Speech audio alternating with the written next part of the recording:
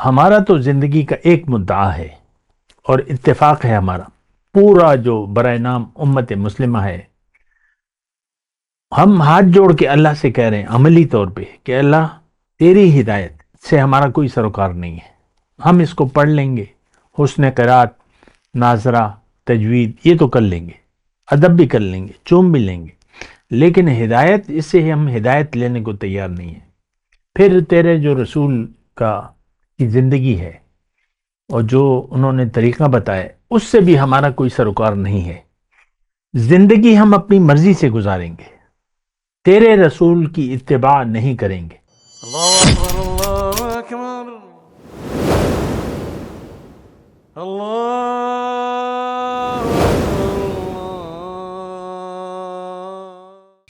اللهم صل على سيدنا محمد وعلى آل سيدنا محمد بعدد كل ذرة مئة ألف ألف مرة۔ سامعین و ناظرین کرام، السلام علیکم ورحمۃ اللہ وبرکاتہ۔ آج کا ہمارا موضوع زندگی کیوں؟ دیکھیں یہ بہت اہم موضوع پہ میں بات کر رہا ہوں، اس بات کو سمجھنے کی کوشش کریں۔ اور میں آج کے مسلمان سے مخاطب ہوں، ہم سب فضول زندگی گزار رہے ہیں اور ہم لوگ اپنی زندگی ضائع کرنے پر تل گئے ہیں۔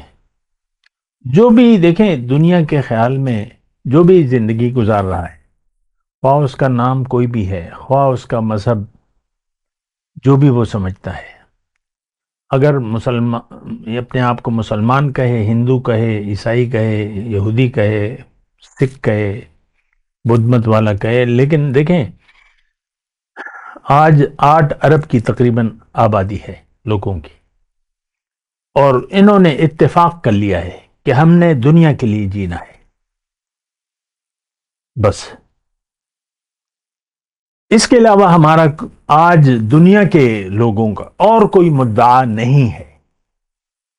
اللہ نے فرمایا قرآن میں، قلیل من عبادی الشکور، میرے بندوں سے شکر گزار بندے بہت کم ہیں۔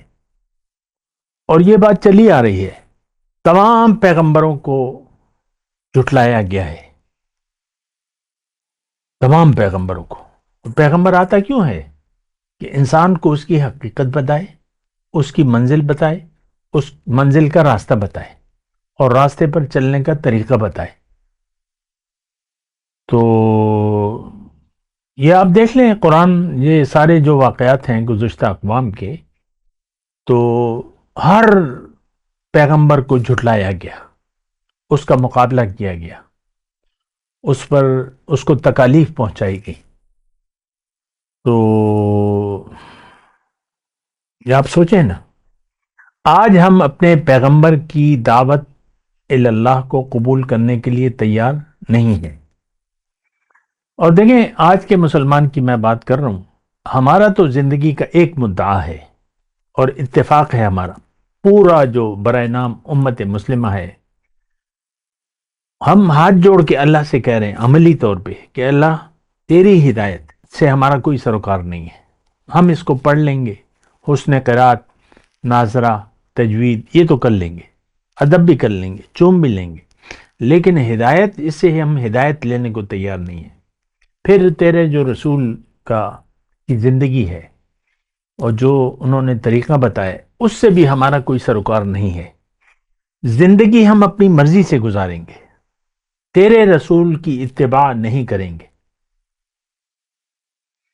یہ ہم زبان سے نہیں کہہ رہے، یہ ہم اپنے عمل سے کہہ رہے ہیں۔ بس آپ دیکھ لیں ہر شخص من چاہی زندگی گزار رہا ہے، اور پابندی اس کو بہت بڑا بوجھ لگتی ہے کہ میں پابند ہو جاؤں اللہ کے حکم کا، نبی کے طریقے کو اپنا لوں۔ یہ ہمارے لیے یعنی مشکل لگتا ہے۔ میں سنتا ہوں، ایسی باتیں سنتا رہتا ہوں، تو لوگ کہتے ہیں آج بھی مجھے کہ یہ تو کام نہیں ہو سکتا، جیسے آپ کہہ رہے ہو ایسا تو ہو نہیں سکتا۔ مکمل اسلام، مکمل اللہ کے حکم کے سامنے سر جھکا دینا، اللہ کی طرف مکمل رجوع کر لینا اور اللہ کے راستے پر چلنا، یہ ہم نہیں کر سکتے۔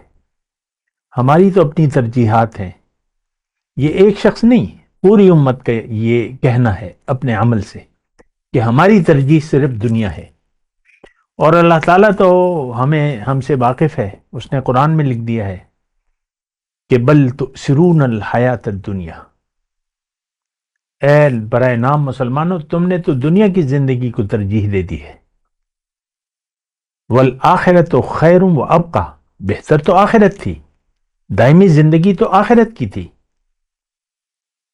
تو تم نے دنیا کو مدعا بنا لیا ہے، دنیا کو ترجیح بنا لی ہے۔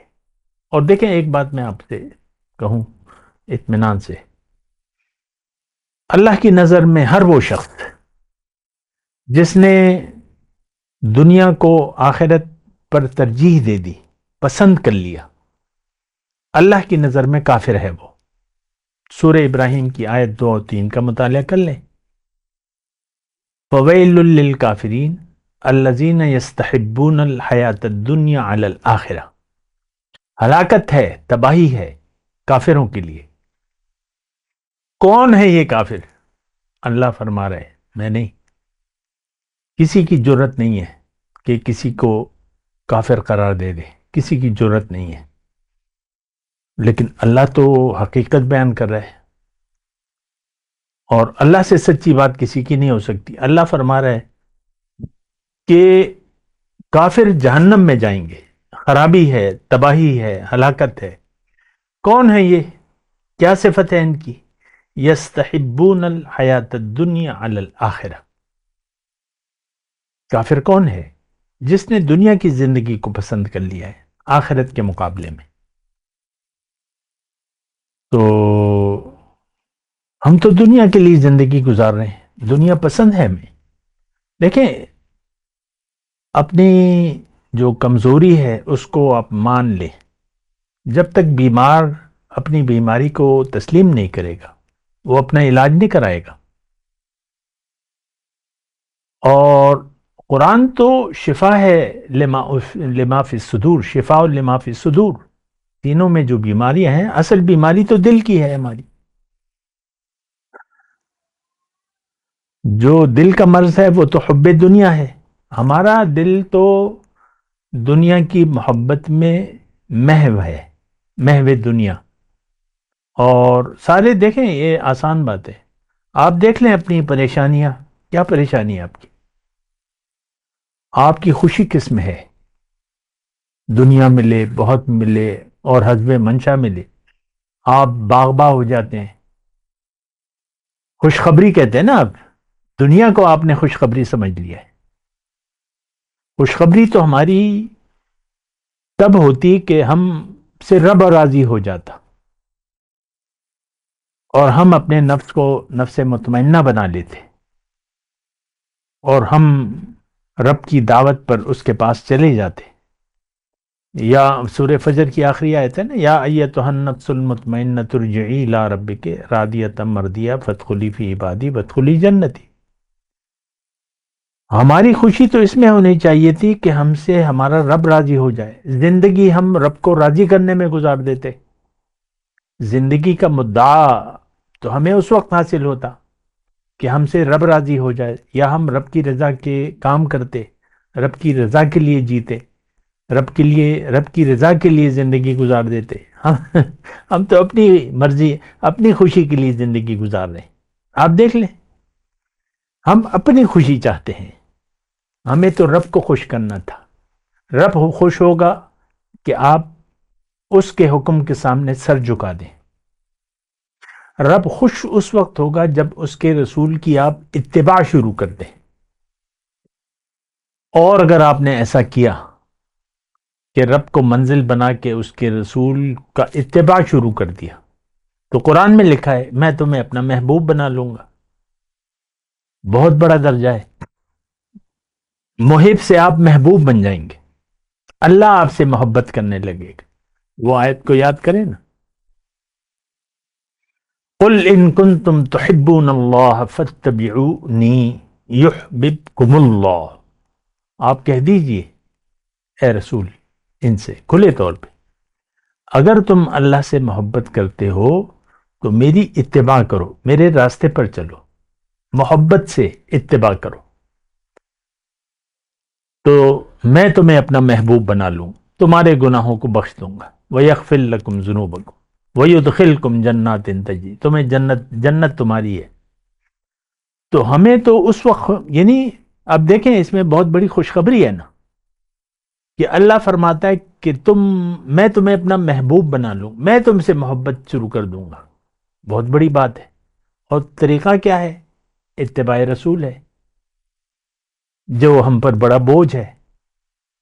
داڑھی رکھتے ہیں تو داڑھی کے ساتھ مذاق شروع کر دیتے ہیں، اور داڑھی کی بات کیا، ساری زندگی دین سے کھلواڑ کرتے ہوئے ہم گزار دیتے ہیں، اپنی مرضی سے زندگی گزارتے ہیں۔ وَذَرِ الَّذِينَ اتَّخَذُوا دِينَهُمْ لَهْوًا وَلَعِبًا وَغَرَّتْهُمُ الْحَيَاةُ، ہمارے بارے میں تو اللہ تعالیٰ نے قرآن میں واضح آیت نازل کی، اے داعی قرآن، چھوڑ دو ان لوگوں کو جنہوں نے اپنی زندگی، اپنے دین کو کھیل تماشا بنا لیا ہے، اور دنیا کی زندگی نے انہیں دھوکے میں ڈال دیا ہے۔ اور میں فَالْيَوْمَ نَنْسَاهُمْ كَمَا نَسِيتُمْ لِقَاءَ يَوْمِكُمْ هَذَا، قیامت کے دن جب آئیں گے اللہ تعالیٰ ہمیں بھلا دے گا، رحمت کی نظر نہیں ہوگی، غضب کی نظر ہوگی۔ اخسؤوا فیہا ولا تکلمون، ذلیل رہو، پرے ہٹو مجھ سے، اور مجھ سے بات تک نہ کرو۔ اتنی ناراضگی کہ اللہ اپنے بندوں سے کہے گا ذلیل ہو جاؤ، پرے ہٹو، مجھ سے بات نہ کرو، تم نے تو دنیا کی زندگی میں مجھے بھلا دیا تھا، میری یاد کے بجائے دنیا کی یاد میں زندگی گزار دی۔ وآخر دعوانا ان الحمدللہ رب العالمین۔ مولاي صل وسلم دائما ابدا على حبيبك خير الخلق كل